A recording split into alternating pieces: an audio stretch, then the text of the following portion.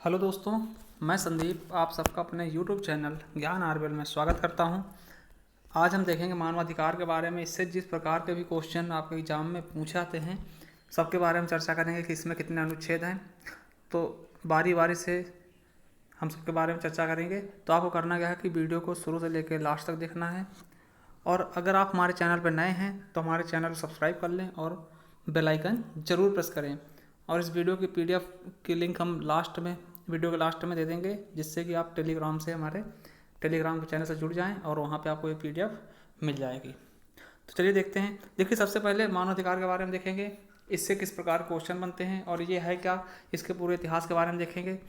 ठीक, क्योंकि ये देखिए हमारे आने वाले जो पुलिस के पेपर हैं, ये पिछली बार जो पुलिस का पेपर हुआ था यूपीपी के, उसमें एक क्वेश्चन हर शिफ्ट में पूछे गए थे। और इसके अलावा यूपीएसआई के मूल विधि में तो इसका दिया ही है पूरा।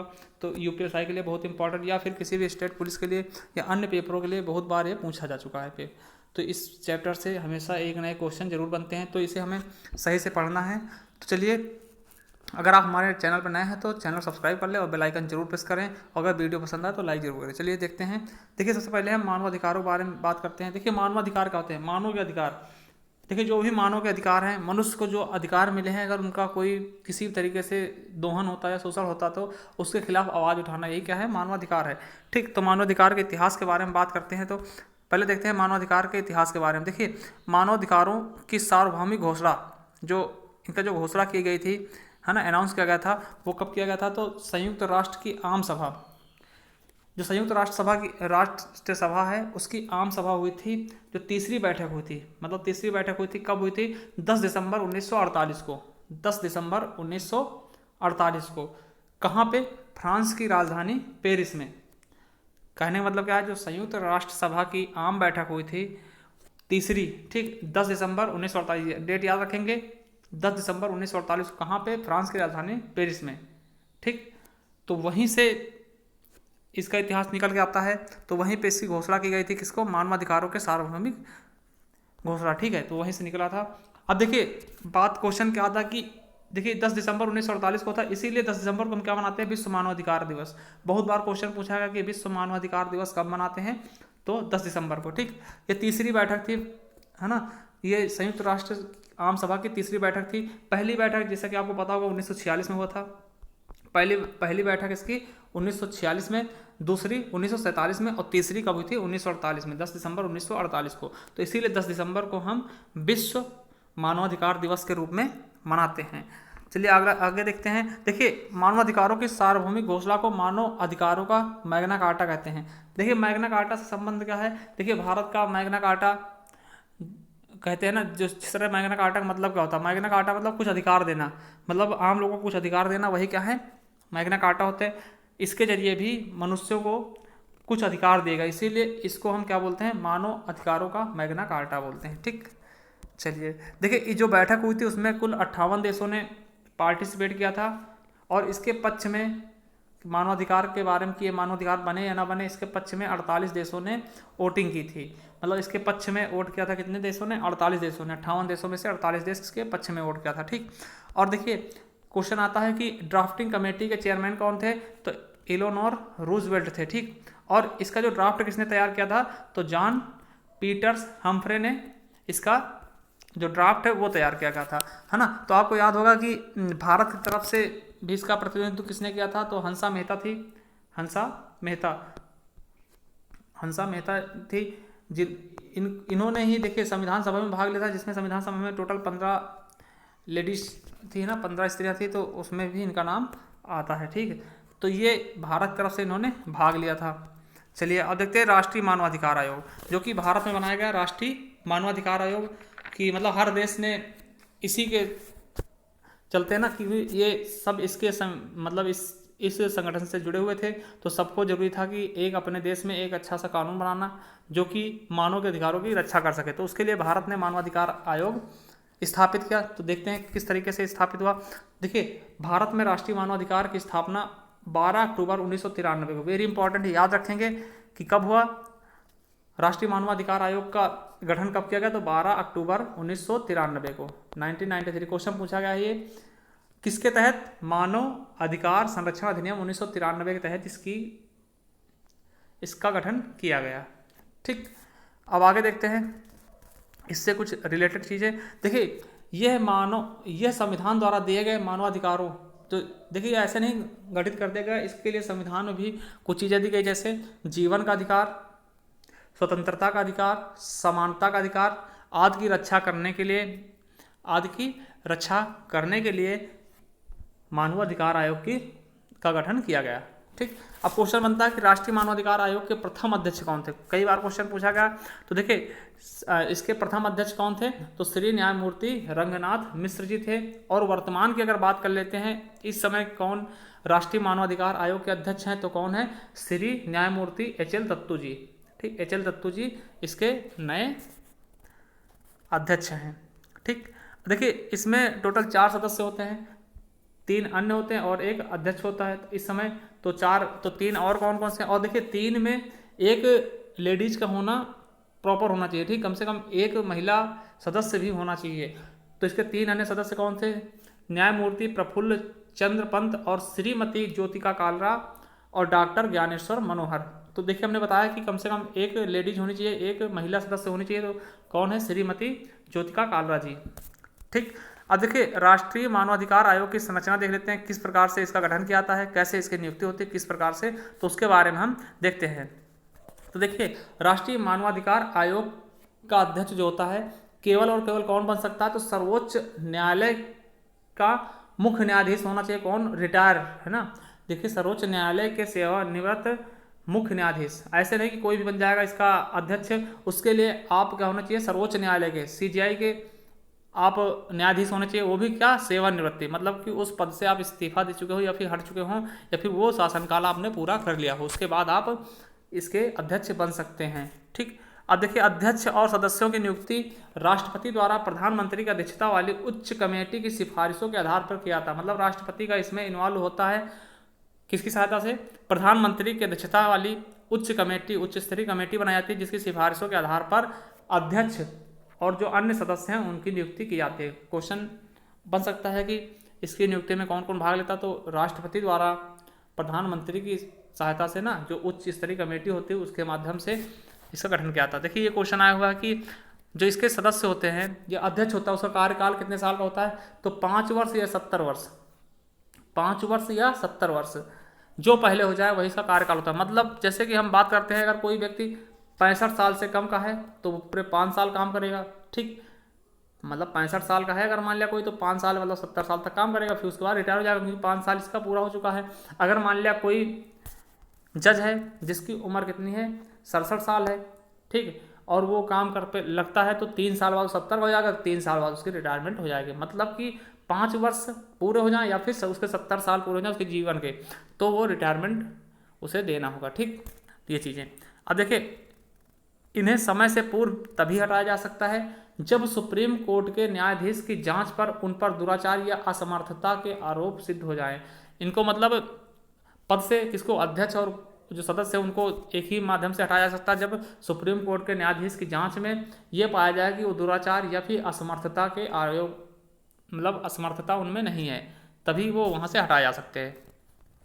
एक क्वेश्चन आता है कि राष्ट्रीय मानवाधिकार आयोग का मुख्यालय कहाँ है, तो दिल्ली में है। ठीक, और इसमें चेंजिंग देखिए, राष्ट्रीय मानवाधिकार आयोग अधिनियम 2006 में इसमें परिवर्तन किया गया, जिसमें पहले जो सदस्यों की संख्या 5 होती थी, अब उसे घटाकर 3 कर दी गई है। जो सदस्य अभी हमने बताया कि एक अध्यक्ष और 3 सदस्य, तो वही 3 कर दी गई थी कब, 2006 में, तो याद रखेंगे। अब देखिए राज्य, एक देखिए ये तो राष्ट्रीय है पूरे देश का, एक और राज्य के भी होते हैं, प्रत्येक राज्य का कहीं ना कहीं मानवाधिकार आयोग होता है। तो राज्य मानवाधिकार के आयोग के अध्यक्ष और सदस्यों की नियुक्ति कौन करता है, राज्यपाल के द्वारा राज्यों के मुख्यमंत्री, गृह मंत्री, विधानसभा अध्यक्ष और विपक्षी दल के नेता के परामर्श पर की जाती है। ठीक, मतलब इन सबके परामर्श पर की जाती है। चलिए अब इसका कुछ कार्य देख लेते हैं। भैया इसका गठन किस लिए किया गया, उनके कुछ कार्य देखते हैं। कार्य क्या है, क्वेश्चन यहाँ से भी आ जाते हैं। देखिए राष्ट्रीय मानवाधिकार आयोग के कार्य और शक्तियाँ, उनकी कार्य क्या है, उनकी शक्तियाँ क्या है। देखिए मानवाधिकारों के उल्लंघन की जांच करना, अगर किसी के मानवाधिकारों का हनन हो रहा, ठीक, मान लिया कि कोई व्यक्ति है वो कुछ व्यापार करना चाहता है तो उसको करने नहीं दिया जा रहा, उसके मानवाधिकारों का जो अधिकार मिले हैं उनका क्या हो रहा, हनन हो रहा, उसे छीने जा रहे हैं, तब उसकी जांच कर सकता है। दूसरा, देखिए दूसरा सबसे इम्पोर्टेंट यह है कि आयोग किसी भी जेल में का दौरा कर सकता है, किसी भी जेल, कहीं भी पूरे भारत में किसी भी जेल का दौरा कर सकता है और जेल में बंद कैदियों की स्थिति निरीक्षण या उनमें सुधार के सुझाव दे सकता है। मान लिया कोई कैदी है, उसको सही से खाना नहीं दिया जा रहा, या फिर अच्छा खाना नहीं मिल रहा, या फिर और भी कोई चीज़ें हैं, तो उसके लिए वो प्रेशर कर सकता है कि इनको अच्छा खाना दिया जाए, इनको अच्छे से रखा जाए। ऐसा नहीं कैदी है तो उनसे गलत तरीके से व्यवहार किया जाए, उनको मारा पीटा जाए, ऐसा कुछ नहीं कर सकते। उसके लिए भी उनके मानवाधिकार होते हैं। ठीक, अगला देखते हैं, यह राज्य तथा केंद्र सरकारों के मानवाधिकारों के उल्लंघन को रोकने के लिए महत्वपूर्ण कदम उठाने की सिफारिश भी कर सकता है। देखिए ऐसा नहीं कि सरकार किसी के भी है तो वो परेशान कर सकता है। अगर कोई भी सरकार, चाहे राज्य की हो चाहे केंद्र की हो, अगर मानवाधिकारों के अधिकारों का उल्लंघन करती है तो उसको रोकने के लिए महत्वपूर्ण कदम उठा सकती है, उसकी सिफारिश कर सकता है। कौन? मानवाधिकार आयोग के जो अध्यक्ष हैं या फिर उससे संबंधित कोई भी अधिकारी हैं। चलिए अगला है, देश में लोगों के मध्य मानवाधिकारों से संबंधित जागरूकता प्रदान करना। देखिए ये इनका और भी काम क्या होता है कि लोगों को समझाया जाए कि हाँ, आपके अगर जो अधिकार है उनका हनन होता तो आप मानवाधिकार में शिकायत कर सकते हैं, या फिर किस तरीके से वो अपने अधिकारों का संरक्षण कर सकते हैं, उनके बारे में जागरूक करना, क्योंकि लोगों को पता नहीं होता कि इसके बारे में मानवाधिकार है क्या, तो उसके बारे में सबको जानकारी देना। ठीक, अगला है, न्यायालय में लंबित मानवाधिकारों के मामलों में हस्तक्षेप करना। मान लिया किसी मानवाधिकार से लंबित कोई व्यक्ति है, उसके ऊपर कोई केस चल रहा, वो बहुत दिन से चल रहा है, उसका सल्यूशन नहीं हो रहा, तो उसमें भी ये हस्तक्षेप कर सकता है। अगला है, मानवाधिकारों के क्षेत्र में कार्य करने वाले गैर सरकारी संगठन, जैसे एनजीओ होते हैं, जो एनजीओ कुछ काम करते हैं, मानवाधिकार का संरक्षण करते हैं, कुछ गरीबों की मदद करते हैं, तो उनको भी ये प्रोत्साहन देता है। ठीक, अगला है, मानवाधिकार से संबंधित अंतर्राष्ट्रीय संधियों की समीक्षा तथा इसके क्रियान्वयन हेतु सिफारिश करना। जो भी अंतर्राष्ट्रीय संधियां हैं उनकी समीक्षा करना और उनको लागू करना और करने के लिए सिफारिश करना, ये भी इसका काम होता है। इसके पास मुआवजे या हर्जाने की भुगतान की सिफारिश करने का भी अधिकार है। मान लिया कोई व्यक्ति प्रताड़ित किया जाता है, तो उसके बाद ये उस प्रताड़ित को, उस जो परेशान है, उसके लिए मुआवजे की मांग भी करवा सकता है, उसके लिए मुआवजा दिलवाने के लिए मांग कर सकता है। ठीक, तो ये भी इसके अधिकार हैं। अगला है, आयोग अपनी रिपोर्ट राष्ट्रपति के समक्ष प्रस्तुत करता है, जिसे संसद के दोनों सदनों में रखा जाता है। ये सीधा राष्ट्रपति के पास अपना जो रिपोर्ट है वो पेश कर देगा, और क्या होगा कि और राष्ट्रपति दोनों संसदों के सामने रखेगा। ठीक, तो ये इसके कुछ कार्य होते हैं, और भी कार्य हैं।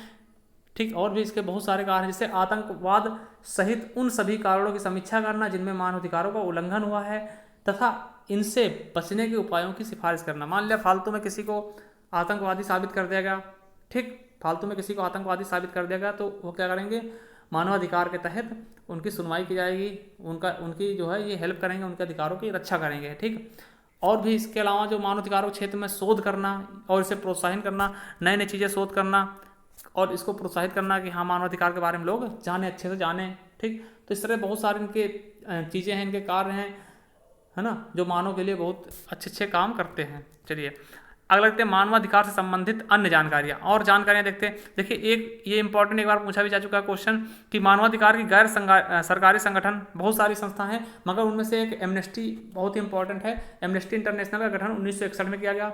यह मानवाधिकारों के संरक्षण के लिए कार्य करती है। इसका मुख्यालय कहाँ है? लंदन में है।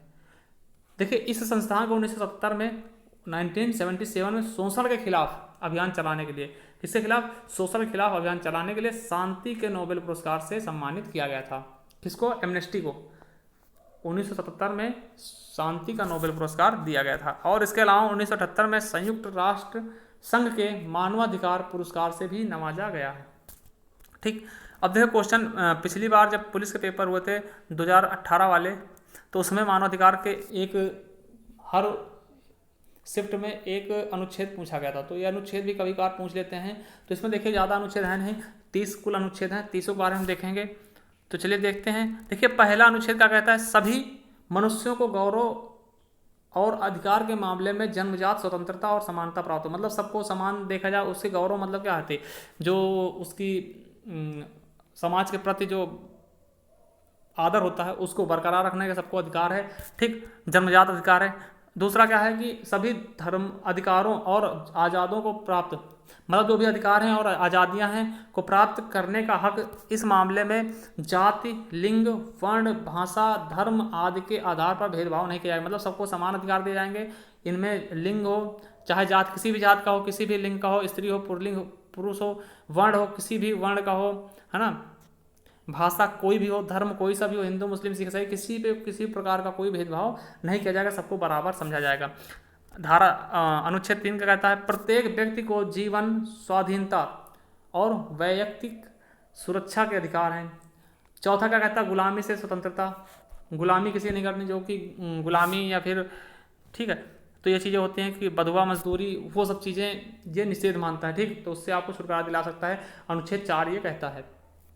अनुच्छेद 5 कहता है किसी को शारीरिक यातना न दी जाए, मतलब किसी को प्रताड़ित न किया जाए, ना ही किसी के प्रति निर्दय, किसी को निर्दय, जो निर्दय मतलब कि फालतू मारा पीटा जाता है ना, अमानुषिक, अमानुषिक मतलब जो मानव रहित हो, किसी को परेशान करना, मारना पीटना, मानव वाले लक्षण थोड़ी ना है, तो अमानुषिक चीज़ें, या फिर अपमानजनक व्यवहार, किसी से भी अपमानजनक व्यवहार नहीं करना चाहिए, नहीं होना चाहिए, उसके लिए धारा 5 में बताया गया है। अगला है धारा 6 देखते हैं, अनुच्छेद 6 देखते हैं। हर किसी को हर जगह कानून की निगाह में व्यक्ति के रूप में स्वीकृत प्राप्त अधिकार है। मतलब हर किसी को हर जगह कानून की निगाह में, मतलब के बराबर है ना, मतलब कि विधि के समक्ष समता एवं संरक्षण। ठीक, विधि के समक्ष समता एवं संरक्षण किसमें, अनुच्छेद 6 में बताया गया है। अनुच्छेद 7 देखते हैं। कानून की निगाह में सभी समान और सभी बिना भेदभाव के कानूनी सुरक्षा के अधिकारी हैं। मतलब सबको कानूनी सुरक्षा बिना भेदभाव के मिलना चाहिए, सबको समान दृष्टि से देखा जाना चाहिए। अगला अनुच्छेद 8 का कहता है सभी को संविधान या कानून द्वारा प्राप्त बुनियादी अधिकारों का अतिक्रमण करने वाले कार्यों के विरुद्ध समुचित राष्ट्रीय अदालतों की कारगर सहायता पाने का अधिकार। मतलब किसी भी प्रकार की बुनियादी अधिकारों पर अतिक्रमण होता तो उसको क्या, कुछ शुल्क मिलना चाहिए, मतलब कारगर अधिकार प्राप्त करने का, ठीक, अधिकार मिलना चाहिए, ठीक, सहायता मिलनी चाहिए। जैसे कोई गरीब है तो उसको क्या निःशुल्क सहायता मिलनी चाहिए, है ना, कि जिससे वो उस केस को लड़वा सके या लड़ सके, वकील अच्छा मिलना चाहिए। ठीक, तो इस तरीके से इसमें बताया गया है। अनुच्छेद 9 देखते हैं। किसी को मनमाने ढंग से गिरफ्तार, नज़रबंद या देश निष्कासित न किया जाए। जैसे मान लिया किसी की सरकार है तो किसी को फालतू गिरफ्तार कर ले, नज़रबंद कर ले, ठीक, वैसे इनके लिए कुछ अलग से कानून है, उसके तहत कर सकते हैं, मगर ऐसे नहीं कि किसी को गिरफ्तार कर लिया तो उसके मानवाधिकार का उल्लंघन हो रहा है ना, या फिर देश से निकाल दिया गया कि हाँ किसी को फालतू कुछ बोल के देश से भगा दिया गया, देश से निकाल दिया गया, तो उन चीज़ों के लिए भी ये काम करता है। तो ये किस में बताया गया है, अनुच्छेद 9 में। अगला देखते हैं अनुच्छेद 10 को देखते हैं। सभी को अपने अधिकारों और कर्तव्यों को निश्चय करने के मामले में, ठीक, सब अपने अधिकार पहचाने और कर्तव्यों को पहचाने, किसे क्या करना है। अगला है प्रत्येक व्यक्ति जिस पर दंडनीय अपराध का आरोप हो वह तब तक अपराधी नहीं माना जाए जब तक कि वह अपराध सिद्ध ना हो जाए। मान लिया कि आप पे कोई केस चल रहा है कि आपने मर्डर कर दिया, भले ही आपने किया या नहीं किया वो अलग की बात है, आपने मर्डर कर दिया, आपको पुलिस पकड़ ले गई, तो आपको जब तक अपराधी नहीं माना जाए, जब तक कि पूरा आपको सजा वजा ना सुना दी जाए, जब तक आपको अपराधी नहीं माना जाएगा। ठीक, तो इसमें यही कहा गया है कि जब तक कि दंड ना मिल जाए तब तक आप अपराधी नहीं हैं। अनुच्छेद 12 का कहता है किसी व्यक्ति की एकांतता, परिवार, घर या पत्र व्यवहार के प्रति मनमाना हस्तक्षेप के विरुद्ध कानूनी रक्षा का अधिकार। मान लिया किसी परिवार है, आप उसको प्रताड़ित करते हो, या घर है ना, उसमें कुछ किसी भी प्रकार का कोई हस्तक्षेप करते हो, पत्र व्यवहार है, रहन सहन में किसी प्रकार का हस्तक्षेप करते हो, तो उसके विरुद्ध अनुच्छेद 12 में बताया गया। अनुच्छेद 13 का कहता है देश के सीमाओं के अंतर स्वतंत्रता पूर्व आने जाने व बसने का अधिकार तथा अपना देश छोड़ने या वापस आने का अधिकार। देखिए इसमें दो चीज़ें बताई गई कि आप देश के भीतर कहीं भी स्वतंत्रतापूर्वक घूम सकते हो, रह सकते हो, बस सकते हो, और दूसरा आप अपने देश को छोड़कर कहीं दूसरे देश जाना चाहते हो वहाँ भी जा सकते हो, वहाँ भी रह सकते हो, और वापस फिर से आ सकते हो।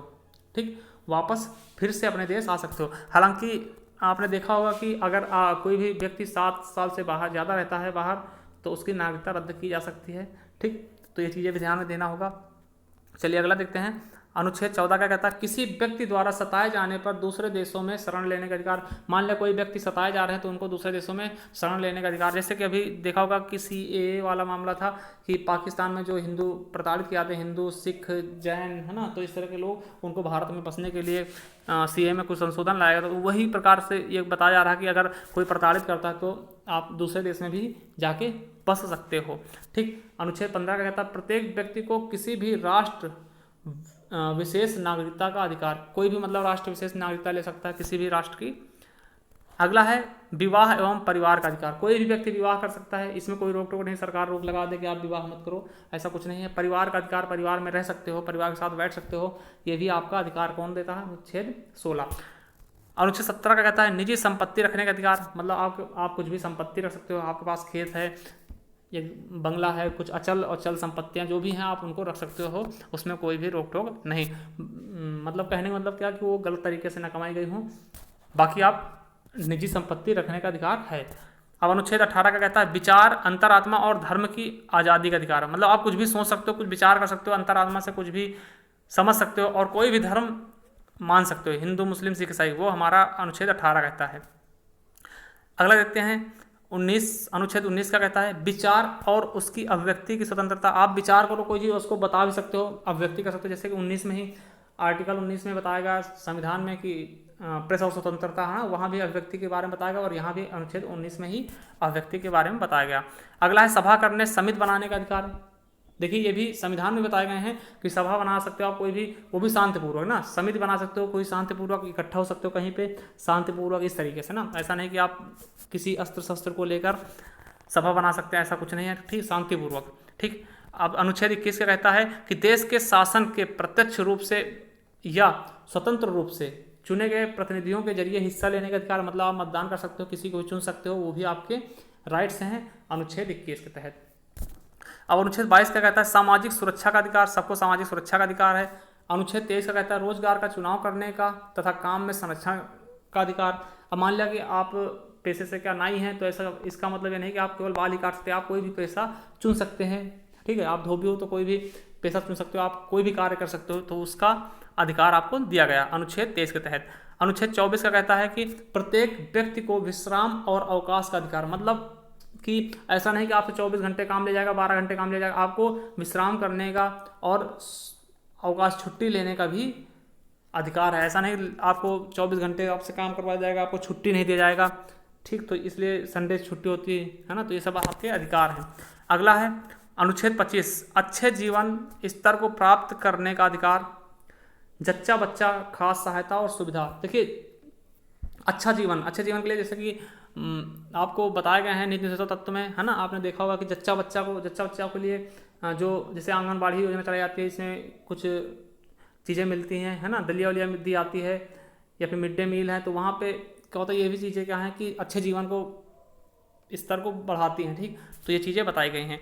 अगला है शिक्षा का अधिकार। देखिए ये भी आपके संविधान में भी दिया गया है, शिक्षा का अधिकार, है ना, कि 6 से 14 वर्ष के बच्चों के लिए बहुत मुफ्त शिक्षा, निःशुल्क शिक्षा, है ना, वो गार्जियन, तो ये सब चीज़ें बताई गई हैं, आप इनको देख सकते हैं संविधान में। ठीक। अगला है अनुच्छेद 27 स्वतंत्रता पूर्वक समाज के सांस्कृतिक जीवन में हिस्सा लेने का अधिकार।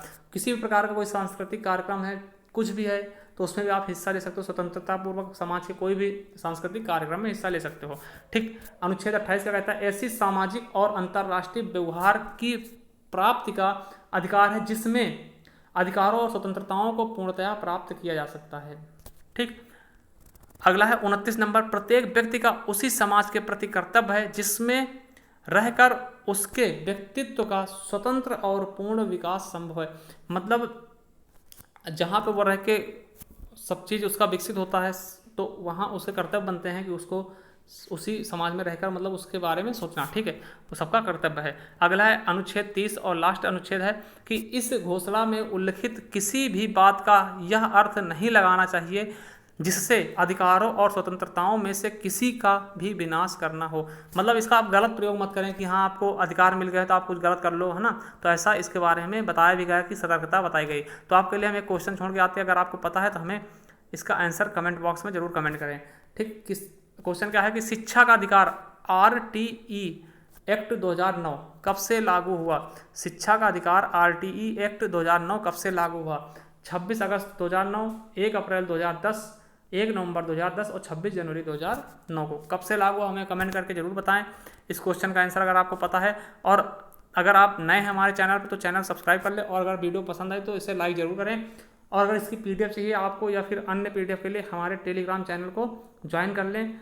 ज्ञान RBL 27 करके है, आप जैसे डालोगे तो ज्ञान RBL लिख के आएगा, इस तरह लिख के आएगा चैनल, और उसमें हम बता दें कि ये वाला लोगो लगा होगा, ये वाला लोगो आपको पाया जाएगा। तो उसी चैनल को ज्वाइन कर लेना है टेलीग्राम पे, और वहाँ पे आपको पीडीएफ मिलती रहेंगी।